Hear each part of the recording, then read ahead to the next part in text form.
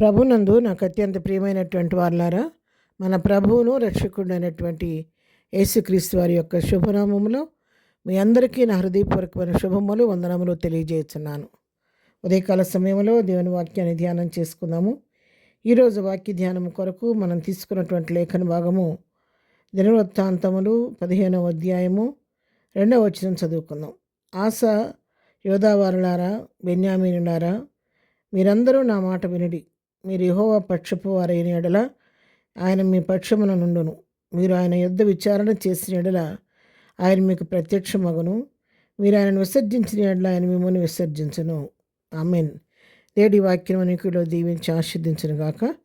మరి ఈ వాక్య భాగాన్ని మనం గమనించినట్లయితే, మరి దేవుని ఆత్మ ఓదేదు కుమారుడైనటువంటి అజర్యా మీదకి వచ్చినప్పుడు అతడు ఆసా దగ్గరికి వెళ్ళి ఆసాతోనూ యోధావారులతోనూ బెన్యామీనులతోనూ తను చెప్తున్నటువంటి మాట, దేవుని ఆత్మ అజర్యా ద్వారా ఆసాతో మాట్లాడుతుంది, యోధావారితో మాట్లాడుతుంది, బెన్యామీనులతో మాట్లాడుతుంది. ఏం చెప్తుందంటే ప్రభు ఒక వాక్యం ఏంటంటే, మీరందరూ నా మాట వినండి. మీరు యెహోవా పక్షపు వారైన యెడల ఆయన మీ పక్షమున ఉంటాడు. మీరు ఆయన మీద విచారణ చేస్తే ఆయన మీకు ప్రత్యక్షమవుతాడని చెప్పి వాక్యం సెలవిస్తూ ఉంది. ఇక్కడ దేవుని ఆత్మ తన ప్రజల్ని హెచ్చరిస్తూ, నా మాట వినండి. మీరు కనుక యెహోవా పక్షంగా నిలబడ్డట్లయితే, యెహోవా పక్షంగా మీరు ఉంటే ఆయన కూడా మీ పక్షంగా నిలబడతాడని వాక్యం సెలవిస్తుంది. అంతేకాదు, మీ యొక్క ఏ పని మీరు తలపెట్టాలన్నా, ఏం చేయాలన్నా, ఏ మార్గం నడవాలన్నా కూడా మీరు మనుషుల యొద్ద కాదు, ఇతరుల యొద్ద కాదు, కానీ మీరు దేవుని యొద్ద విచారణ చేయండి. మీరు ఆయన దగ్గర విచారణ చేస్తే ఆయన స్వయంగా తానే ప్రత్యక్షమయ్యి మీకు ఆలోచన చెప్తాడు అన్న సత్యాన్ని ఇక్కడ వాక్యం ద్వారా మనకు తెలియజేయబడుతుంది. ఏ విషయమైనా సరే మీరు దేవుని దగ్గర విచారణ చేయండి. మీరు దేవుని దగ్గర ఎప్పుడైతే విచారణ చేస్తారో అప్పుడు దేవుడు మీకు స్వయంగా ప్రత్యక్షమయ్యి మీకు కావాల్సిన నడిపింపిస్తాడని వాక్యం సెలవిస్తుంది. ఒకవేళ మీరు ఆయన దగ్గర కనుక మరి విచారించకుండా మీరు ఆయన విసర్జించేటట్టయితే ఆయన కూడా మిమ్మల్ని విసర్జిస్తాడు అని ఇక్కడ వాక్యంలో చెప్పబడుతూ ఉంది. ప్రభు తన ఆత్మ ద్వారా తన బిడ్డల్ని హెచ్చరిస్తున్నాడు. నా మాట వినండి.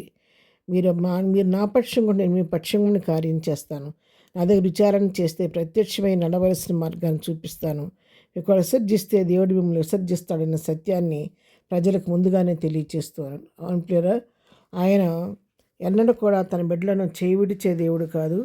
మనం ప్రభువు దగ్గరికి వెళ్ళి ఆయన సహాయం వేడుకుంటే మనల్ని గణపరిచే దేవుడు, మన అవసరాన్ని తీర్చే దేవుడు. మరి 91వ కీర్తనలో కూడా మనం 14 వచనం చదువుకుంటే, అతను నా నామం నెరిగిన వాడు కనుక నేను అతని గణపరిచెదను.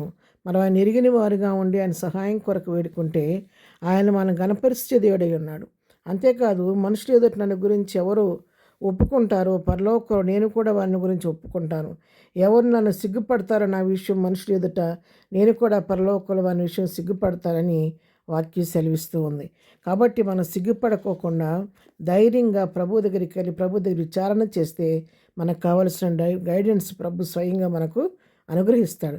మనం ఆయన తృణీకరించేవనుకో ప్రభు కూడా మనను తృణీకరిస్తాడు. యెషయా గ్రంథంలో కూడా ఒక వాక్య భాగం, చక్కని వాక్య భాగం మనం చదువుతాం. 48వ అధ్యాయము 17వ వచనం చూసుకుంటే, నీకు ప్రయోజనం కలిగినట్టు నీ దేవుడినైన యెహోవానగు నేనే నీకు ఉపదేశం చేయదును, నువ్వు నడవలసిన త్రోవ నిన్ను నడిపించదును. ఎప్పుడు మనం ఆయన వైపు తిరిగినప్పుడు, ఆయన దగ్గర విచారించినప్పుడు మనం నడవలసిన త్రోవను మనకు చూపిస్తాడు.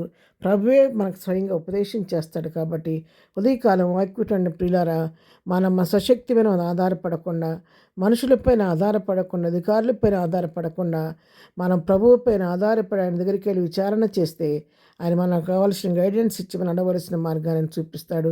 కాబట్టి ప్రభు యొక్క తృణీకరణకు లోనయ్యేవారిగా మనం ఉండకుండా ప్రభువును హత్తుకొని ఆయన పక్షపారుగా జీవిస్తూ ఆయన ఇచ్చే గైడెన్స్తో ప్రభు కృపలో బలపడి ముందుకు సాగిపోదాం.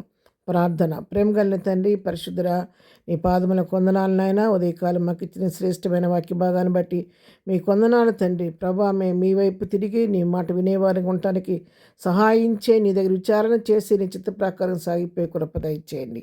ఇదిన వాక్యాన్ని బిడ్డలందరితో మీరు మాట్లాడండి. ఎవరైతే ప్రభా మరి ఆలోచన కొరకునైనా మరి సమస్యలు ఉన్నవారో ప్రభా, వారు నీ వైపు తిరిగి నీ దగ్గర విచారణ చేసి నీ దగ్గర గైడెన్స్తో వారు ముందుకు సాగిపోయే కృప ప్రతి వారికి దయచేయండి. ఈ దినం మేము చేయ పని పాటలో తోడుగుండండి. విరచన మార్గాలని కాపుదల దయచేయండి. ఈ దినం బర్త్డే మ్యారేజ్ చేసుకున్న బిడ్డలను దీవించి ఆశీర్దించండి. దుఃఖాలను వారు ఓదార్చండి. బలహీన ఉంటే స్వస్థపరచండి. సమస్యలను వారు విడిపించండి. ఎగ్జామ్స్ రాస్తున్న బిడ్డలందరికీ కావాల్సిన నీ పరలోక జ్ఞానం దయచేసి దినదీవులతో నింపి నడిపించమని ఏసునామలో ప్రార్థించడిగి పొందుకొని నామ తండ్రి. ఆమెన్. ప్రభు కృప సదాకాలం మనందరికీ తోడై నడిపించునుగాక. ఆమెన్.